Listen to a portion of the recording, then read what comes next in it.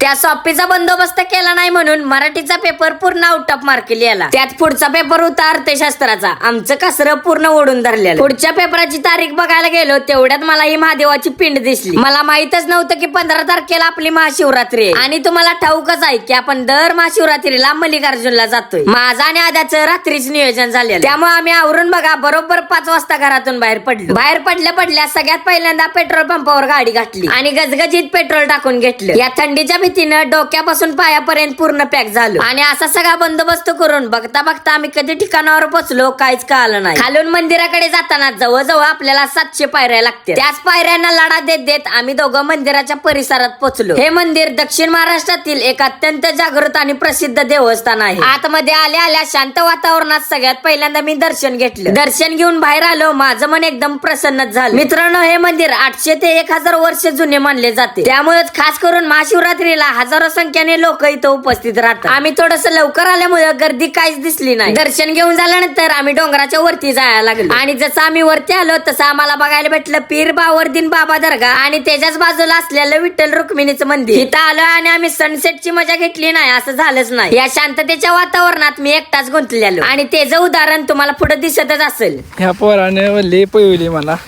Mobile दिला माझ्याकडे आणि ते कुठं म्हणतं का काही माझ्या असल्या हरकतीला आद्या पूर्ण कंटाळून गेलता आणि शेवटी त्याचा फॅमिली पॅक घेऊन त्याला आणला सगळ्यात वरच्या टेकडीवर.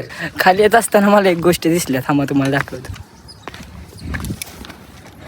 मामा बघा. मामा कुठलं गाव? हा, कुठलं गाव? मालेवाडी. मालेवाडी एकटं झालाय होय? होय, होते का चढायचं? जमतंय की जमा काय जमले सुरू आलो होय होय बरोबर आहे. हा, केलं पाहिजे हो. केलं पाहिजे आणि मामाने ती करून दाखवलंय. 700 पायऱ्या प्लस डोंगर चढणी, ती पण एका काठीच्या साह्याने. खाली येत असताना मला बघा माझ्या तिसरीतल्या कुंभार सरांची भेट झाली. त्यांना भेटल्यानंतर खरंच बघा लय भारी वाटलं. मग बघा आम्ही शेवटीला या ठिकाणावरून निरोप घेतला. चला मग भेटू पुढच्या ब्लॉग मध्ये. तोपर्यंत पेजला फॉलो करून ठेवा.